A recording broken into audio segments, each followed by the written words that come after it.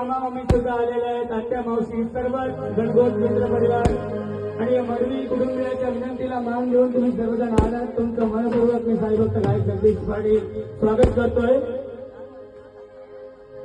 ये मामा तुझे भातीचे कार्य आला, ये मामा तुझे भातीचे कार्य आला.